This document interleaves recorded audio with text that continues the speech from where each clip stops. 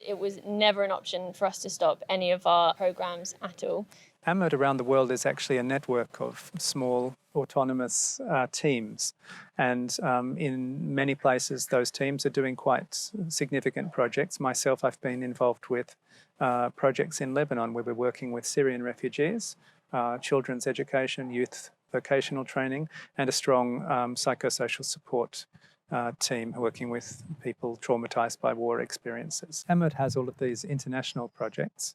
And here in the UK, there's been an opportunity as a result of COVID to expand local work. So we've had the feeding program, and I would say the key achievement is having served some 46,000 meals to homeless people since 2011, every Thursday. Come what may, rain, hail or shine, they've been there, and that's a real achievement. My role was actually funded by a grant that was for COVID response. So we understood that there was a need to really reach the people that were being most at risk of catching COVID. So for the London Feeding Programme, the beneficiaries that we support, food security is a huge issue, and it's our service for them every Thursday since 2011 has been a lifeline for them. We've had past beneficiaries actually say that to us, come and thank us, which is amazing. COVID has changed our client group a bit. You know, you've got people on low income and people on who are out there on the streets, and pretty much two different groups, but at the same time, still people who are struggling need support. You know, the most vulnerable people in our communities. I think people want to volunteer because, particularly if they're furloughed, people of the community want to give back and do something worthwhile. And because of our programmes are so close to our beneficiaries, they get to see the impact they have from the beginning to the end. People come back week on week and it feels like a family. So they love that consistency and they look forward to it, and it just gives them some purpose. We talk about a feeding program, but actually just today we are doing 4 programs. So we have a distribution to the homeless here in Islington. We have deliveries out to food insecure families. Then we have 50 meals that we're preparing for Streets Kitchen in Hackney. They're distributing to the homeless at Hackney Town Hall. And then we do our own food distribution at Holborn.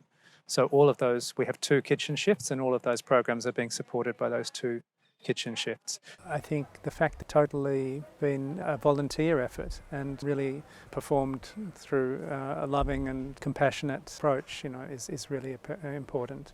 My name is Sophia Craxton, and I am the kitchen supervisor at the London Feeding Programme. I've got a lot of experience in the field of food. I've got all my life, my working life has been involved with food. I get a whole lot of ingredients, and I don't even know what's happening before. So it's just all these ingredients that come and all these beautiful volunteers who are happy to help. I've got about 10 minutes to devise a menu, getting the volunteers that they're working safely, delivering the thing, putting it all together, packing it and giving it out. My name is Jonathan Hart, and I volunteer for the feeding programme.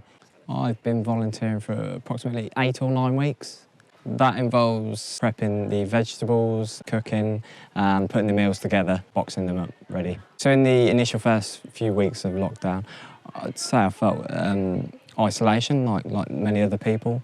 And I think it made me think there's lots of people out there that need help. I'm Sunita Morgan-Gal. I'm one of the volunteers at the feeding programme, and I help prepare the food. Volunteer is important for me because I feel like we're all put on this earth to help one another, and a lot of us tend to forget about that situation. Like, a lot of us want to make money, be famous, and each for their own, that's fine. But as long as you're also giving back, and do we need to do it, but just don't forget people, because we're all here to help one another. You know, when you're talking about food poverty, people probably immediately imagine homeless people, people in the streets, people with nothing.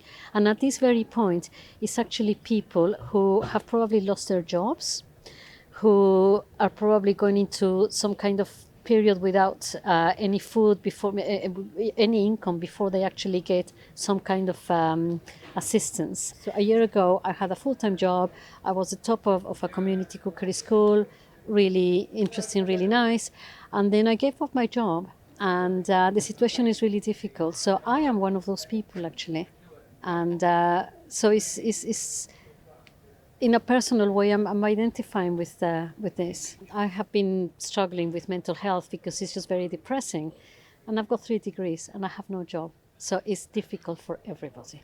Only last week, I ended up delivering meals down the same street as where I live, which was an absolute massive surprise and how close to home it actually was. I just don't think we're all aware of how many people are in need and where they are. We just assume that it's a bit further out or another street, another block, and actually these people could be right next door to you, which has not been far off the case for myself. Well, like last week we had one guy who came along to the feeding program. I wasn't there, but I got this report. So he came and he said, I was 8 years on the street. Now I'm off the street. I've got my own business, but I wanted to come back and tell you guys how important it was for me to be able to get those meals when I was on the street. And so when we get stories like that, it's just so heartwarming. All my colleagues who work here, they, for one reason or another, they have got a reason for being here or an issue, or they might just feel a bit lonely, whatever, and it's just giving people that exposure. That's what I'm saying, it's 100% positive for the people who produce and the people who receive.